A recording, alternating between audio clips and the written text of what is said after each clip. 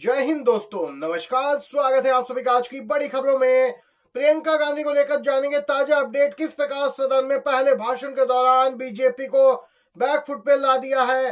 वहीं एक देश एक चुनाव को लेकर अपडेट आ रही है। जानेंगे दोस्तों ईवीएम को लेकर भी बड़ी खबरें।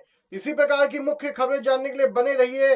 वो खबरें चुन के शामिल की गई हैं जो गोदी मीडिया नहीं दिखाता है। आप लोग बने रहिए साथ में। और वीडियो अच्छा लगे तो एक लाइक जरूर कीजिएगा। कमेंट बॉक्स में आप जरूर लिख सकते हैं we support ballot paper. TMC सांसद महुआ मोहित्रा ने किया जज लोया का जिक्र। किरण रिजिजू ने दे दी वार्निंग। जी हां दोस्तों, आपको बताते चले लोकसभा में संविधान पर चर्चा के दौरान टीएमसी सांसद महुआ मोहित्रा की कुछ टिप्पणियों पर सत्ता पक्ष के बीजेपी विधायक यहां पे भड़क उठे, हंगामा करने लगे, जिसके कारण सदन की कार्रवाई 2 बार कुछ देर के लिए स्थगित करनी पड़ी। टीएमसी की सांसद महुआ मोहित्रा ने जस्टिस बीएच लोया की मौत समय से बहुत पहले होने की बात कही, जिस पर सदन में हंगामा हुआ और केंद्रीय मंत्री किरण रिजिजू ने उन्हें संसदीय कार्रवाई की चेतावनी दे दी।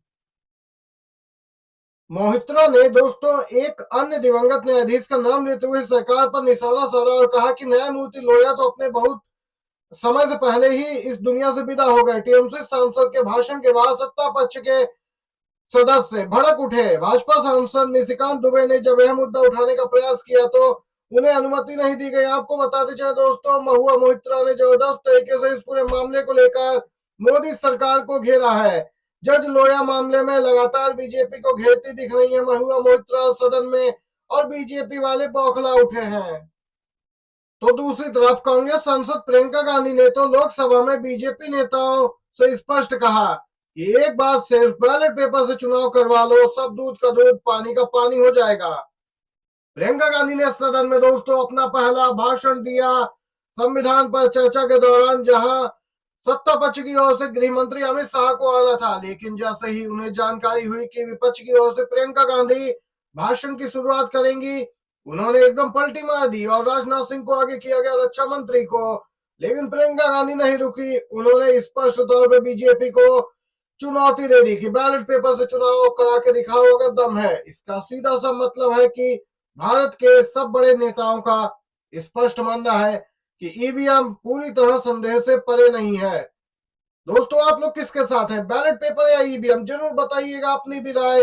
वहीं अगली खबर में बताते चले, खबर आ रही है राहुल गांधी को गुल्लक गिफ्ट करने वाले बिजनेसमैन ने की है खुदकुशी। सुसाइड नोट में लिखा, ईडी ने बीजेपी ज्वाइन करने को बोला था। ये मामला मध्य प्रदेश का है। राहुल गांधी ने भारत जोड़ो यात्रा जब निकाली थी तो इसी बिजनेसमैन ने राहुल गांधी को गुल्लक गिफ्ट की थी, और गुल्लक गिफ्ट करने वाले बिजनेसमैन ने खुदकुशी की। दोस्तों 6 करोड़ के मनी लॉन्ड्रिंग मामले में ईडी ने यहाँ पर दोस्तों इनके घर पे रेड की थी। ईडी अफसर ने भाजपा ज्वाइन करने को बोला था, यहाँ इन्होंने सुसाइड नोट में भी लिखा है। दोस्तों आपको बताते चले, ईडी अफसरों की ओर से इन्हें धमकी भी दी गई कि इतनी धाराएं लगाई जाएंगी कि राहुल पीएम बनकर भी नहीं हटा पाएंगे।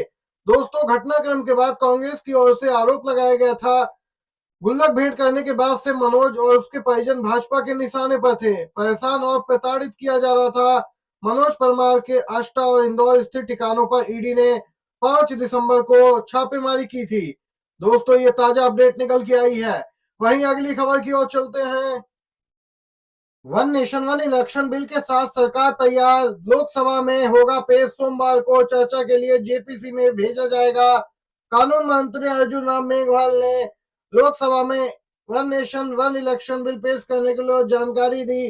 सरकार के सूत्रों का स्पष्ट कहना है कि इस बिल को चर्चा के लिए जेपीसी के पास भेजा जाएगा।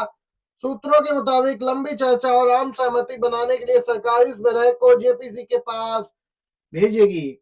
जेपीसी सभी राजनीतिक दलों के प्रतिनिधियों के साथ विस्तार से चर्चा करेगी और इस प्रस्ताव पर सामूहिक सहमति की जरूरत पर जोर देगी। देश में भी अभी भी अलग अलग राज्यों में अलग अलग समय पे चुनाव होते हैं। कानून बनने के बाद देश में एक साथ चुनाव कराए जाने की तैयारी है। हालांकि सरकार के इस कदम का कांग्रेस और आप जैसे कई इंडिया गठबंधन की पार्टियों ने विरोध किया। विपक्ष ने आरोप लगाया कि इससे केंद्र में सत्तारूढ़ पार्टी को फायदा होगा। दोस्तों नीतीश कुमार की जेडीयू और चिराग पासवान जैसे प्रमुख एनडीए सहयोगियों ने एक साथ चुनाव कराए जाने का समर्थन किया है। एक देश एक चुनाव को बार बार होने वाले चुनावों से जुड़ी लागत और व्यवधानों को कम करने के लिए महत्वपूर्ण माना जा रहा। लेकिन दोस्तों यह बिल्कुल व्यवहारिक नहीं है, इंडिया गठबंधन के पार्टियों का कहना है, और कहा कि यह भारत के लोकतंत्र के लिए सही नहीं है और पूरी तरीके से असंवैधानिक है।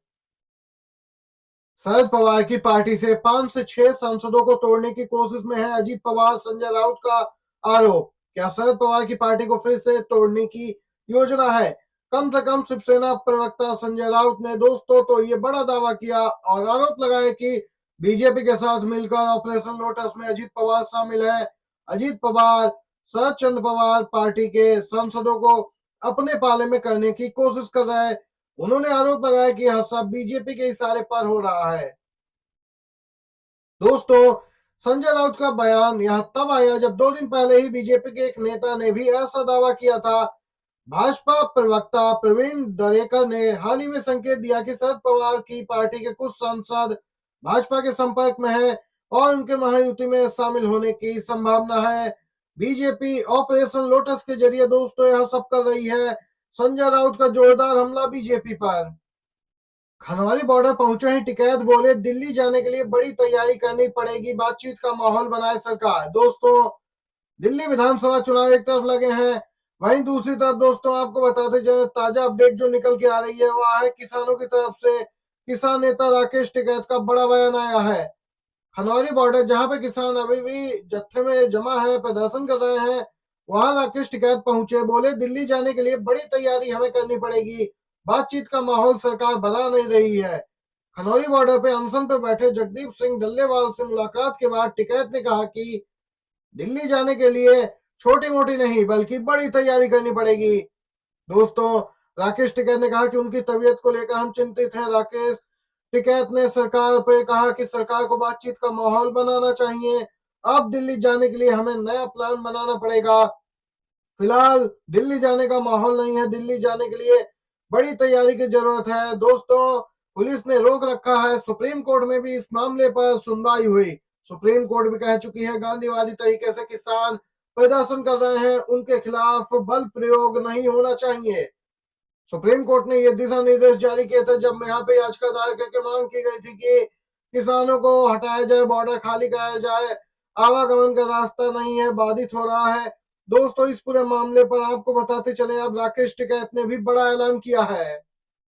ये थी दोस्तों सभी बड़ी खबरें, अभी के मुख्य समाचार थे, एक एक करके आप तक पहुंचाया। वीडियो आपको कैसा लगा है? अच्छा लगा हो तो लाइक कीजिएगा, शेयर कीजिएगा अपने दोस्तों के साथ भी। आप सभी का वीडियो देखने के लिए दोस्तों बहुत बहुत धन्यवाद।